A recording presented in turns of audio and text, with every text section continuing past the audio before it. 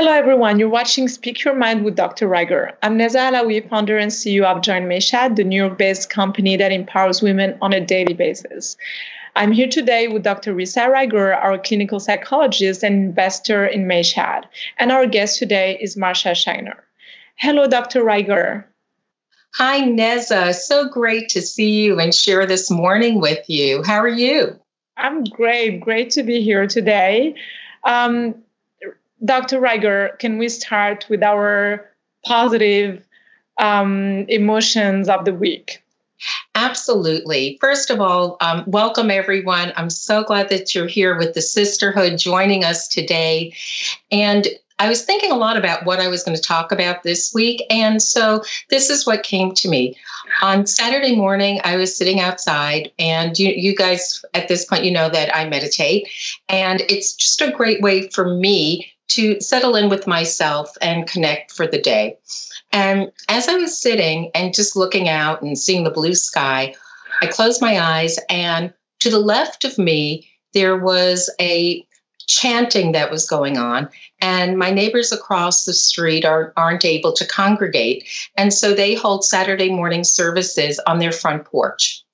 And so from the left, I heard this beautiful chanting and singing in unison that just elevated everyone. And then to my right, there were a group of kids who were in the yard, and they were playing that song, Africa. You know, Something Rains Down in Africa, which is the song that my daughters absolutely love. And we belt out together, whether we know the words or not. And then in addition to that, there are the birds that are singing. So I'm sitting there with my eyes closed. From the left is this beautiful chanting. From the right is Africa. And then from the sky are the birds. And I was just thinking to myself, what an extraordinary symphony I'm hearing right now. And that, during this time of COVID, it gives us really an opportunity to get back to very simple things and being able to connect and get pleasure and enjoyment and optimism from what we're experiencing in the moment. And so I'm taking this another step, not just to share my experience, but to also invite you to think about taking a couple of minutes for yourself in the morning. If you're not able to sit outside, go near a window and take a moment to be with you. And one of the things that does, I think, is that if we can sit with ourselves, even for a couple of minutes in our own quiet, and be able to connect with whatever it is that's going through our minds, that we are able to feel more courageous, actually, because some of the hardest things for us to do is be able to hear what's happening within ourselves. And so before we go out and start dealing with the rest of the day and what comes at us, to be able to greet and recognize what it is that's happening from within us. So that's my share for this week. And Neza, I go back to you at this moment. Dr. Ryger, what a blessing, what you have described, this symphony of different chantings from nature to a religious chanting to an empowering and inspiring song. Well, on my end, the positive side, I'm really someone who questions myself every day, like, am I in the right balance? Am I productive enough? Am I doing the right things? And everything that I'm doing in my journey, is it really impactful? And because sometimes you can find yourself on a theory level as a speaker in conferences, but I always needed to go back and feel that I'm doing something on the field. I need to see the impact on people. And so my positive thing of this week was to really have a few events that happened where I could see the impact of what we're doing with Mayshad. I could see it on the field. I could see it in a pragmatical way, and it's a boost of energy to me, because it gives me that validation that we're doing the right thing and that we have to continue. So yes, that's my positive thing. So the lesson for everyone in whatever journey that you're advocating on, make sure to always observe the impact. And the impact can be at a small level, on an individual level, to see that you are advancing things, because that's what's going to give you the courage to continue. As every journey of advocacy is hard and not always easy and challenging. So today's show is another very interesting and important topic. As we cover here every week, we bring on those topics that can be spoken with discomfort by society. We bring them here and we speak openly about it. So with our expert today, Marcia Scheiner, that will be joining us a little later on the question, we're going to speak about neurodiversity and how to tap into autistic talent. So Dr. Ryger, when we talk about diversity, we don't often talk about neurodiversity. Could you talk to us about what this means?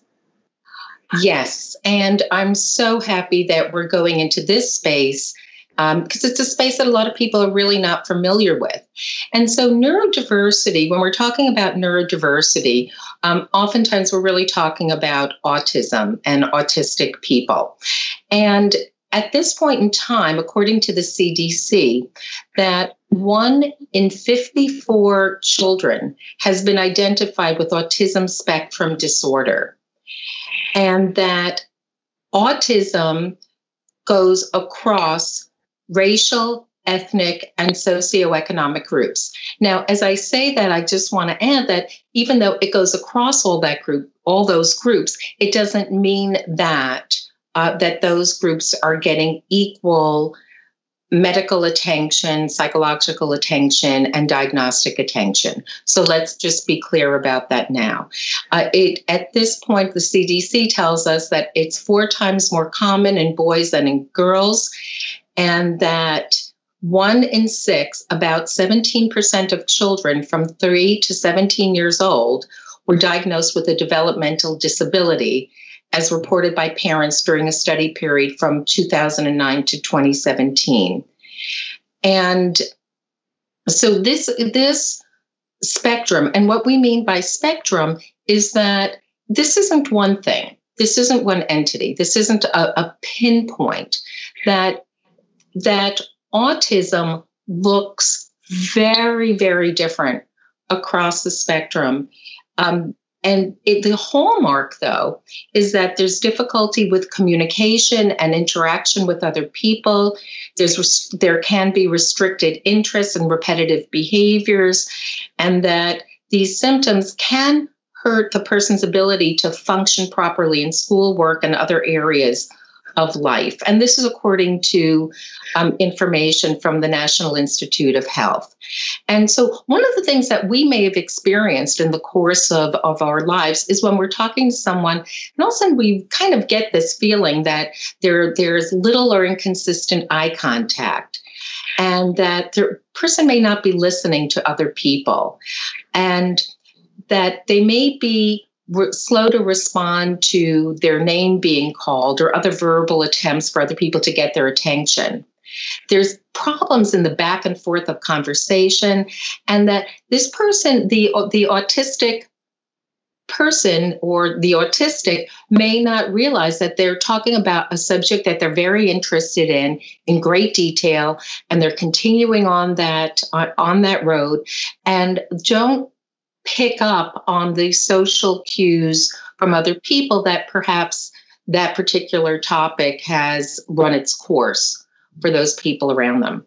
And so with the diversity of autism and how autism shows up, there's also the intelligence component of what happens, so that, there's a spectrum from people who may have cognitive impairment to people who have cognitive enhancement. And so we're not talking about one entity, and that people really need to be identified on the basis of who they are and what they can do, and their strengths and weaknesses within the framework of who they are as individuals. Very interesting. And what you're describing is that autistic people have just a big focus on certain subjects. So where does it put us when we understand that our problem today is that we have a big deficiency in focus in society because of the technology and all the different information that we keep getting on a daily basis. We'll talk with Marcia later on how we can leverage that capacity of focus in the working place. But Dr. Ryger, how has the field of neurodiversity evolved over time? What medical and scientific advancement have helped us to learn more? Yes, as always, great question. So one of the things that's really important is being able to diagnose early. And that's an important development in how autism, which used to be called, all different names we've heard a lot before. Maybe some of the terminology that you've heard before that may be most prominent would be Asperger's or developmental disorder. And so like pervasive developmental disorder. And so these diagnoses have now been put underneath the umbrella of autism spectrum.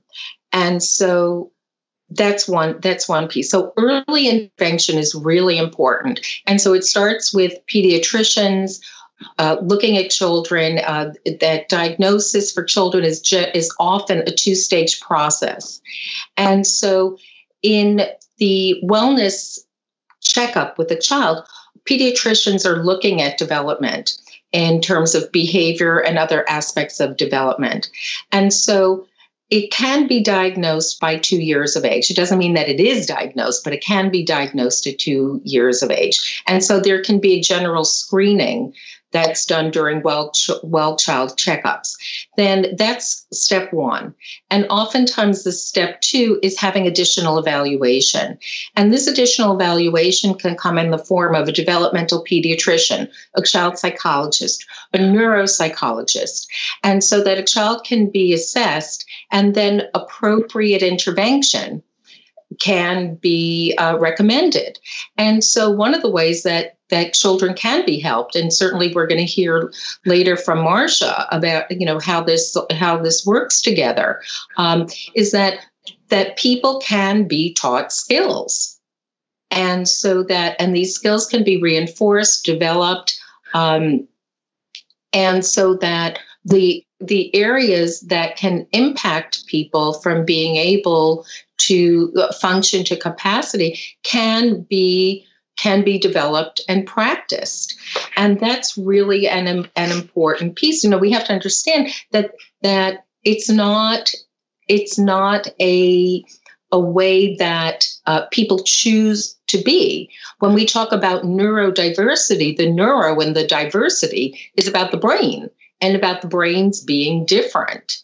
And so that's a start point. I mean, we certainly have a tremendous amount more to learn about this, but when we're talking about neurodiversity, we're talking about a different brain. And a different brain doesn't necessarily mean that it's a bad brain. It just means that it's a different brain. And it may be that, when we think back to kids that we went to school with before this was really diagnosed, that we could think about the kid in our class who was sort of awkward, who seemed a little bit different, who seemed to be really unable to come into the group. And one of the things that for me to share is that back when I was a teenager, near where I lived, there was a residential, and this is a while back, residential treatment a center for what was called at that point in time mentally retarded and emotionally disturbed children. And these were children who lived in this residence, and I worked there. And I remember, as a teenager, working with kids who, some of whom were kind of seemed, we have reference points now. So there was a child there who was a little bit like Rain Man.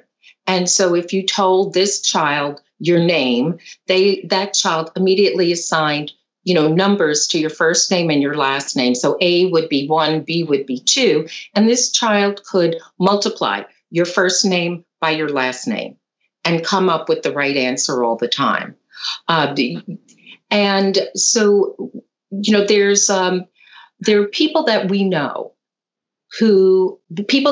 people who we've met, people who may seem like really super smart people, and they're in, very capable and important jobs. But sometimes we can feel like there just seems to be something that may be off in the social interaction. And as we bring more awareness to this, we can understand what that's about.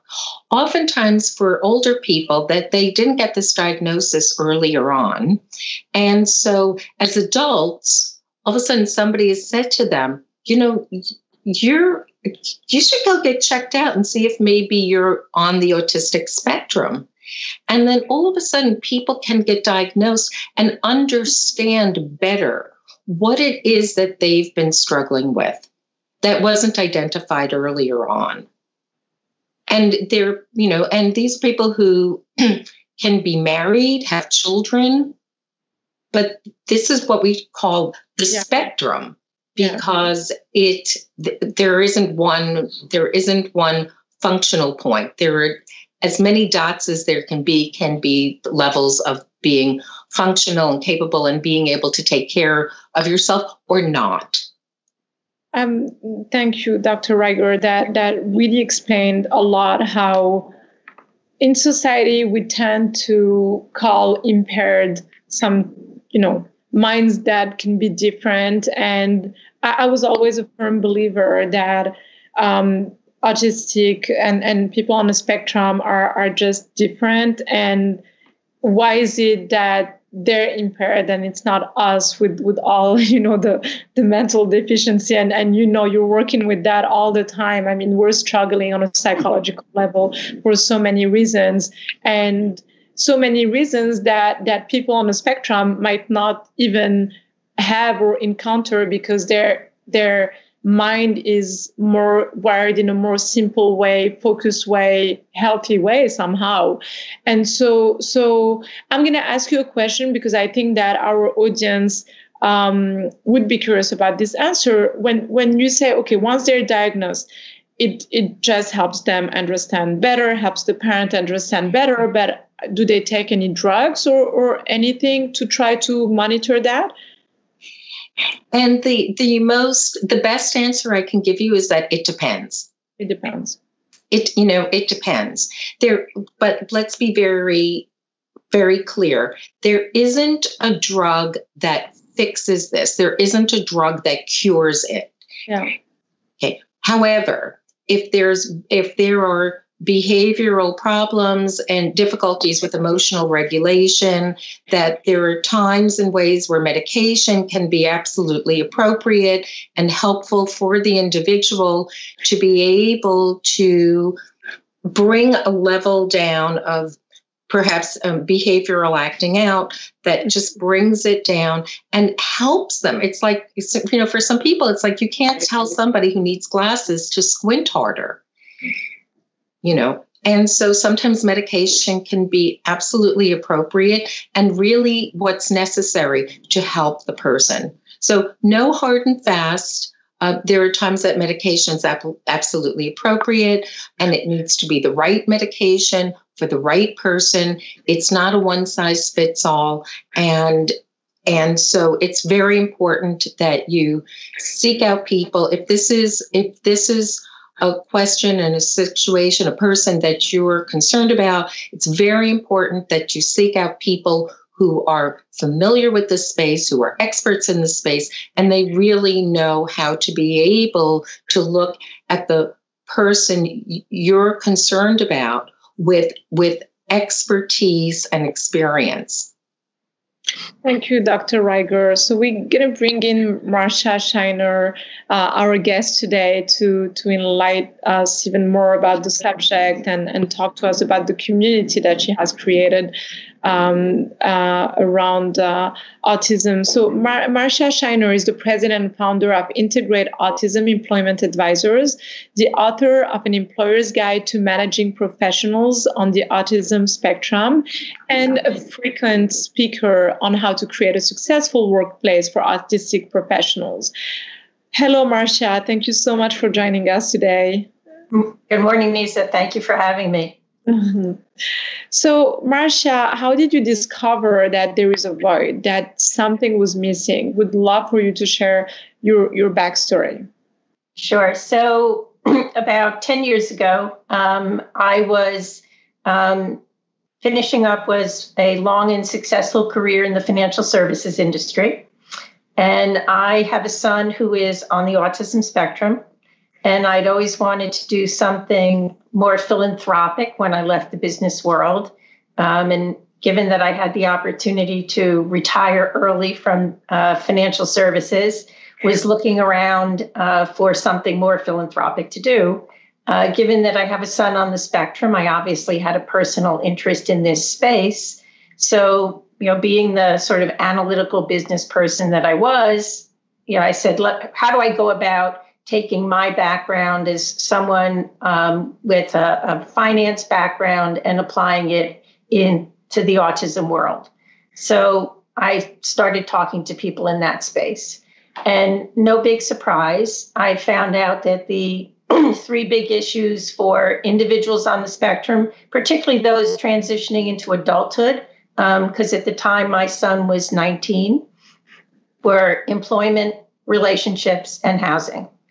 I'm not a therapist, I'm not a clinician, and I had no intention of going back to school to become one. So I took relationships off the board. I'd actually spent some time working in real estate earlier on in my career, did not want to do that again. So I took housing off the table. That left employment. And I said, okay, so what can I do around employment? Well, I had been successfully employed in large corporations for 25 years. I was a senior executive in large international banks and insurance companies before retiring. I knew a lot about big companies, how they think, how they operate, and how one gets ahead in them. And what I saw after talking to people was that this is a population of individuals that has an incredibly high unemployment rate. So how can I take my knowledge of the employment world and apply it to help unemployed autistic adults get employment? So what I did was I created Integrate.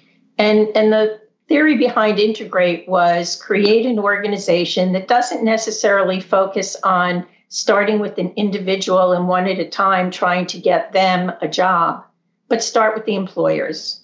Create an organization that is very much an advocacy organization, but goes out and targets largely Fortune 1000 employers and talks to them about the benefits, the business benefits, and the economic benefits of tapping into the autistic workforce and why it would help them as employers improve their bottom line.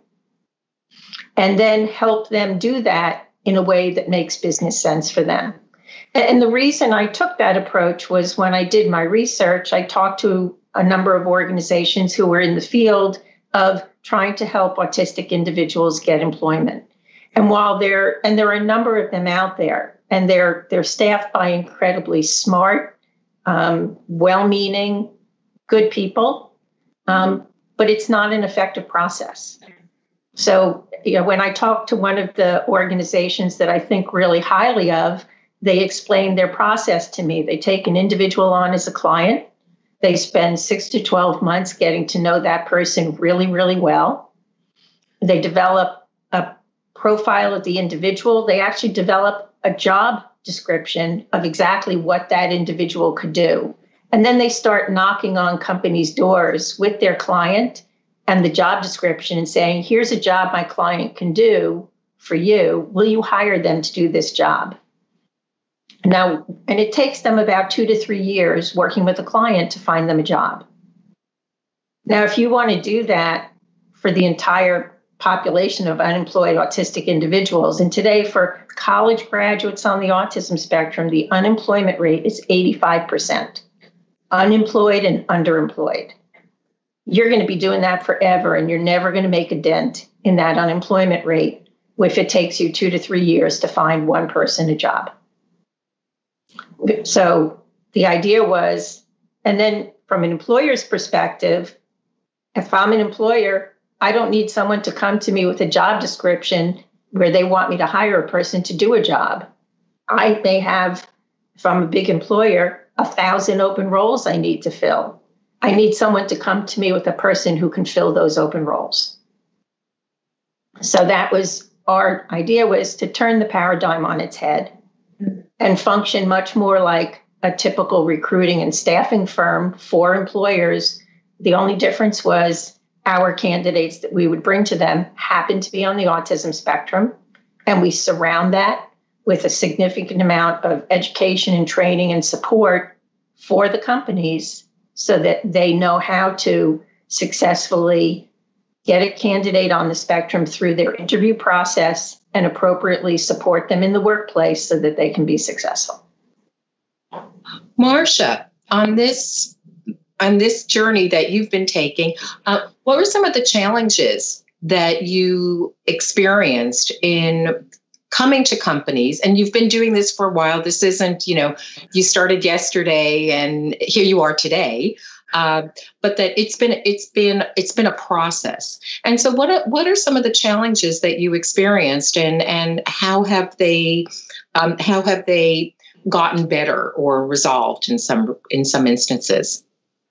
So, as I said, I started this 10 years ago in 2010. And I think, frankly, we were a little early to the game. So we spent a lot of our time in the early years doing a lot of education for organizations and doing a lot of advocacy work.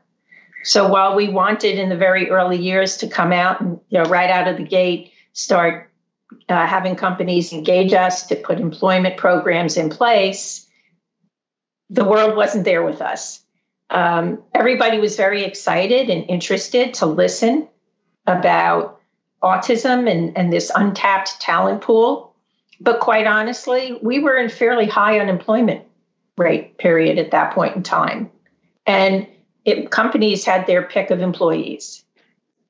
So when we came in and talked about an untapped talent pool, companies were very interested in listening, but they weren't having trouble finding talent. And when they talked about diversity and inclusion, companies, if you ask them sort of in the hierarchy of what their challenges were, gender and race were at the top of their list. And disability, which is where autism would fall, was way down at the bottom. So while they were very happy to listen to us, nobody was really particularly interested in focusing on actually hiring people. As we moved through into 2017, 2018, we saw huge surge in tech hiring across the board. We saw unemployment drop tremendously. All of a sudden, companies were clamoring to find technology people. Nobody could hire them. And not only for us, but in our space as a whole, you saw a tremendous change in companies' interests in implementing autism hiring programs, because all of a sudden, companies couldn't find talent. And the concept of an untapped talent pool, particularly this talent pool, which we can talk a little bit about its characteristics, all of a sudden became very attractive because companies could no longer go out and, at the snap of a finger, find somebody to fill a programmer or a software engineer job. And with Facebook hiring 10,000 people every 6 months and everybody else, it became difficult. So that really changed. So I always say we had sort of a hockey stick effect in how we've seen our activity in terms of hiring programs. And, over the past 2 years has been sort of that upward bend in the hockey stick. Marcia, thank you so much. Can you tell us, this is so interesting. And can we really like deep dive into why a company will benefit from hiring diverse brains?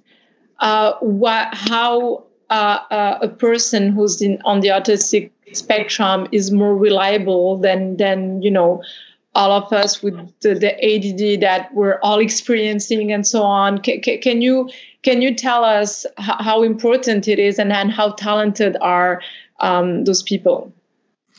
Absolutely. So this is a talent pool that brings tremendous benefits to an employer on multiple levels. Mm-hmm. So they bring as a class, and we'll talk about that first. So what are the sort of more broad business economic benefits that an employer gets from putting in what I would call a broad-based autism hiring effort and it becoming autism friendly, or really more neurodiverse friendly in terms of their hiring? And when we talk about neurodiversity, that does include ADD, ADHD, dyslexia, dyspraxia, autism, Tourette syndrome. The focus has been very much on autism.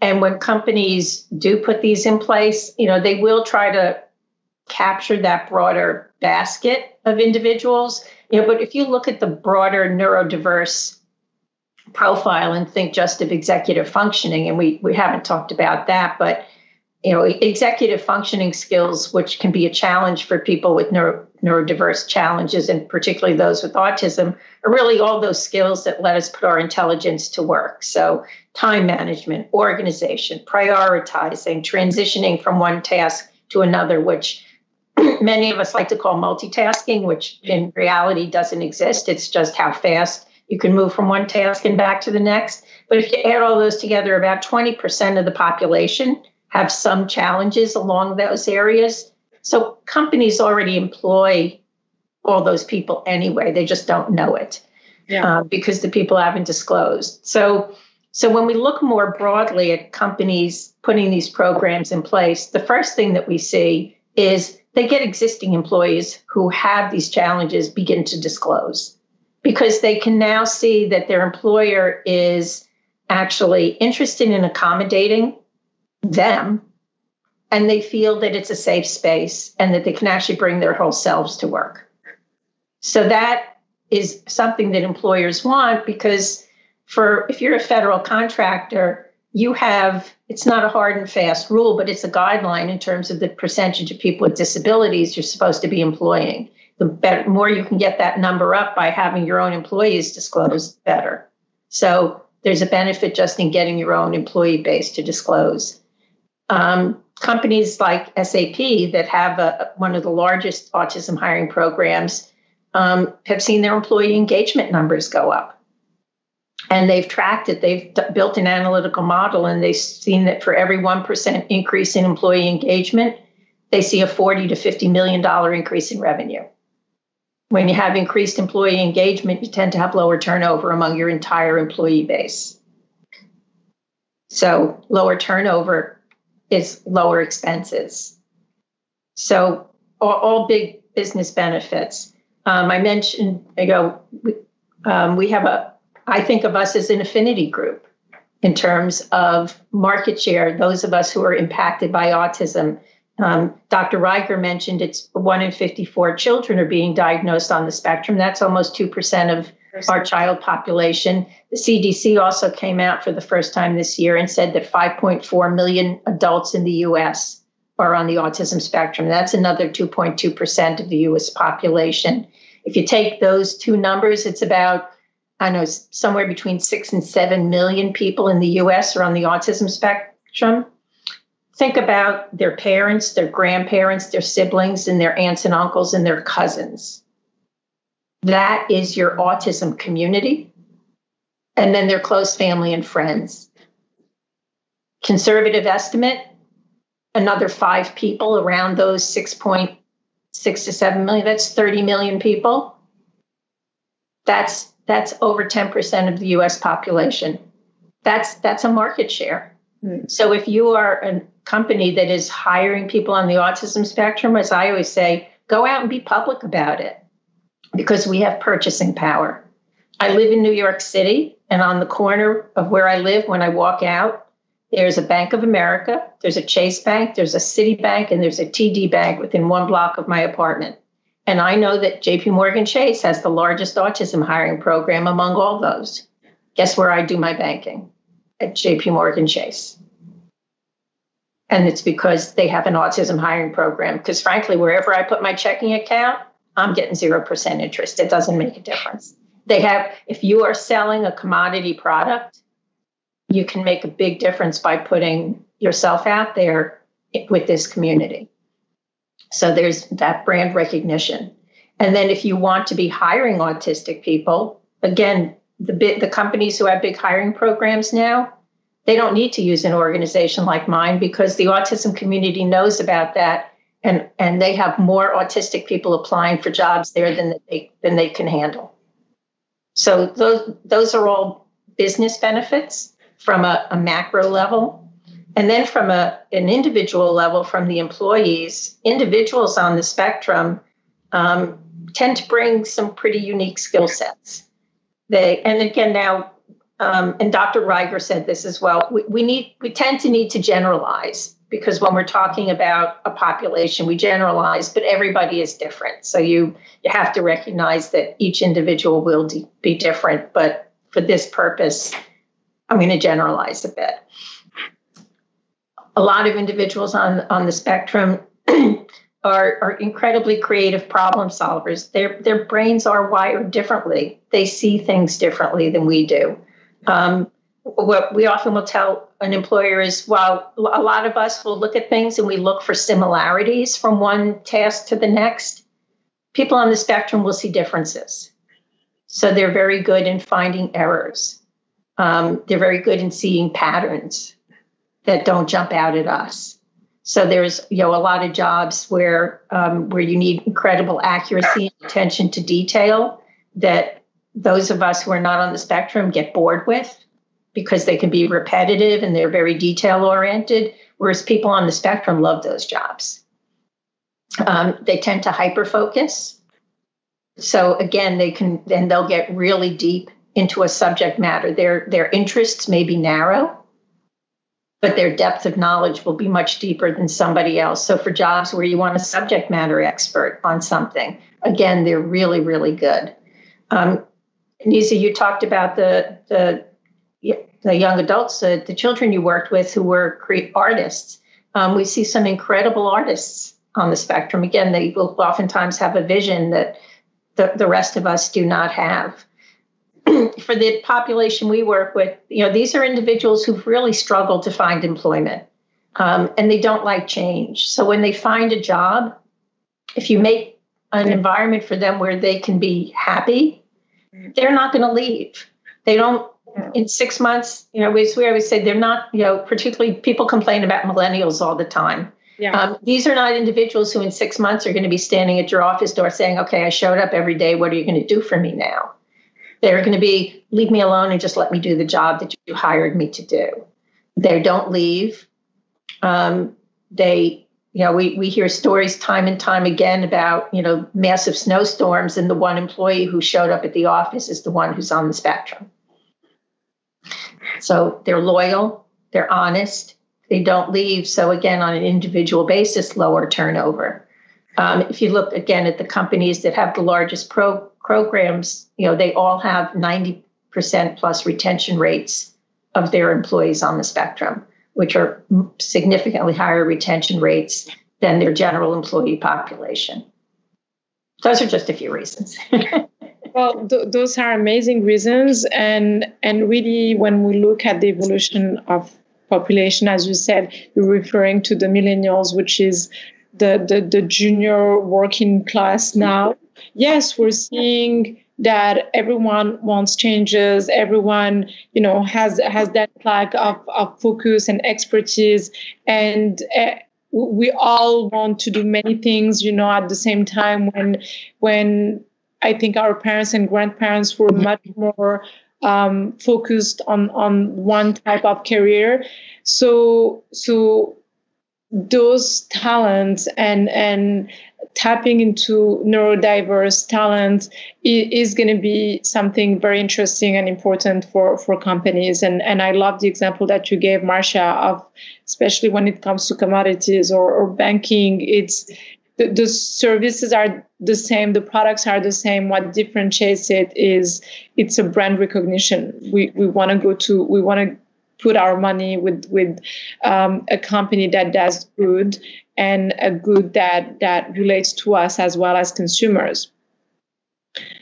Marcia, talk to us about your book, please, and what you hope to inspire by it. So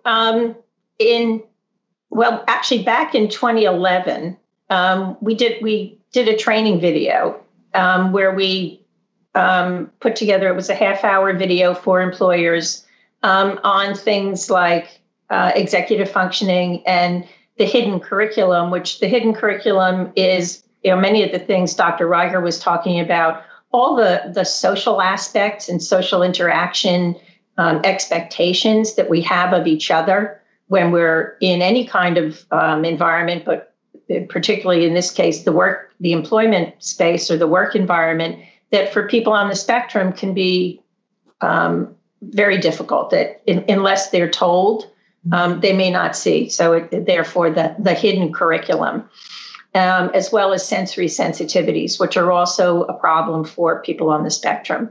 And, we had this video, and over time, we felt it wasn't getting out there the way we wanted. So we decided, I have a co-author with this, and we decided we would turn it into a book.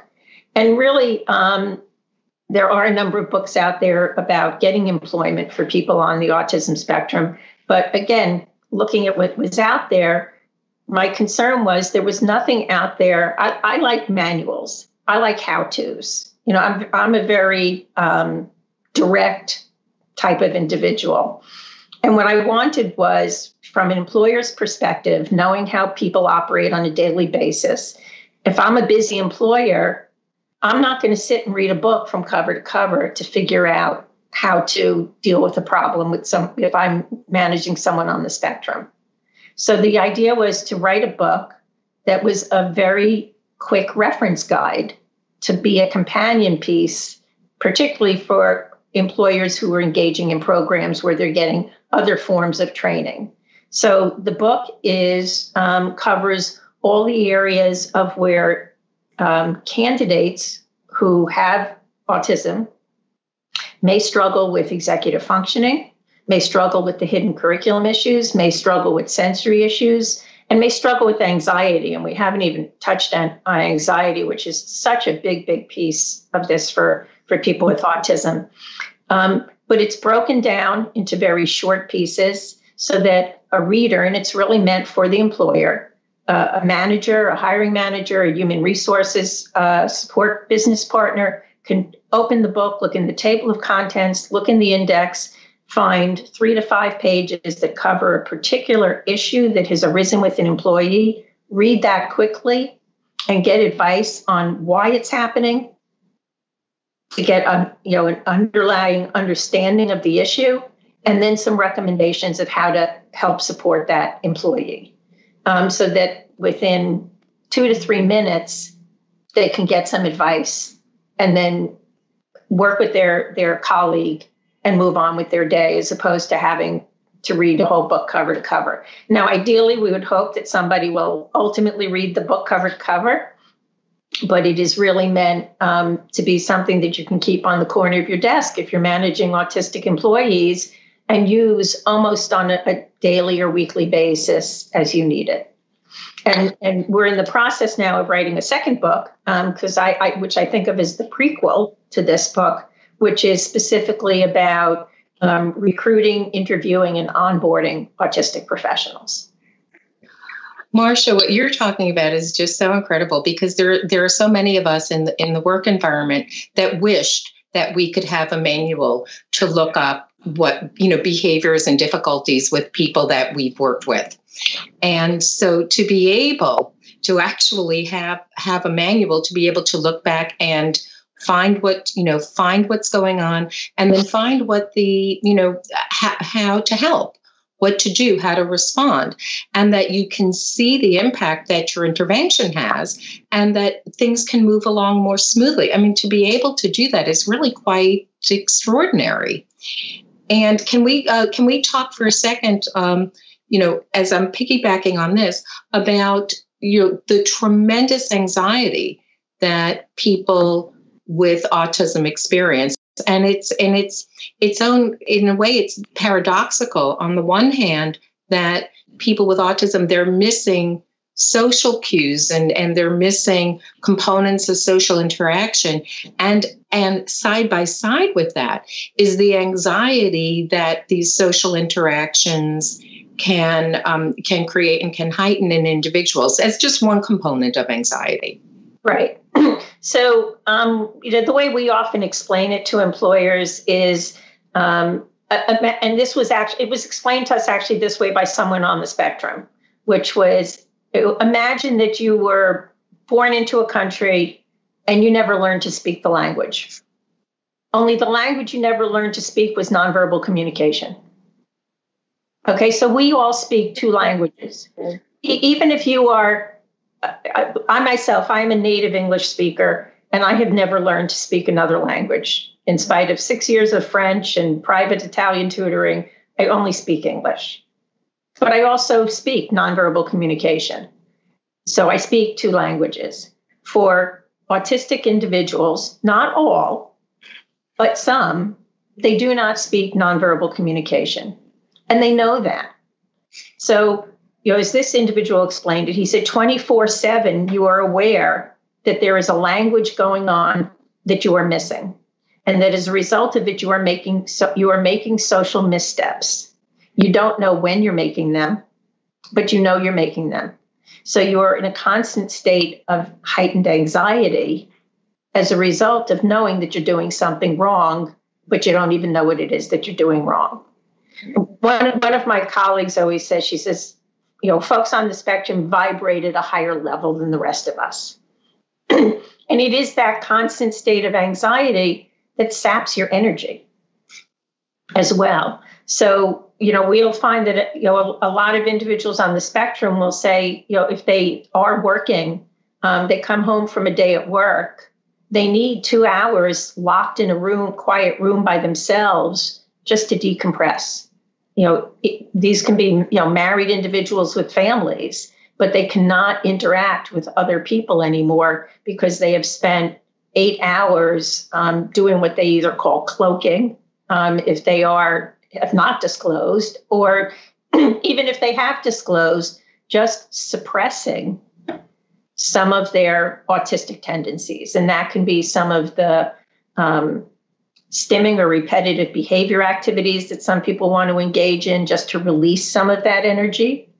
Or it can be the anxiety that's just been vibrating in them as a result of trying to stay at, one step ahead of not creating those social missteps. Or it can be the anxiety and the energy expended from the reactions to those social missteps. But all of that anxiety is constantly spinning in the background for people on the spectrum in the way that it isn't for us. What's been interesting now during the time of COVID, and we hear this time and again from autistic people, is sort of this, now you know how we feel. Now the rest of you know how we feel, because we're all home, and actually most of us, and I'm speaking now for the autistic person, most of us actually, our anxiety levels are down and we're much happier. And all you neurotypical people, you're all locked up at home and you're getting all anxious. So the tables have been turned. So it's been very interesting during this time period that the anxiety experience has been, flipped a little bit. And some people on the autism spectrum are actually getting a little bit of joy of seeing the rest of us have that sense of, my world is unfamiliar to me, and I don't quite know what to do on a regular basis. And maybe was it Schadenfreude? and our level of resilience is much lower than theirs. For so little, we can burst into total anxiety because we are experiencing something different.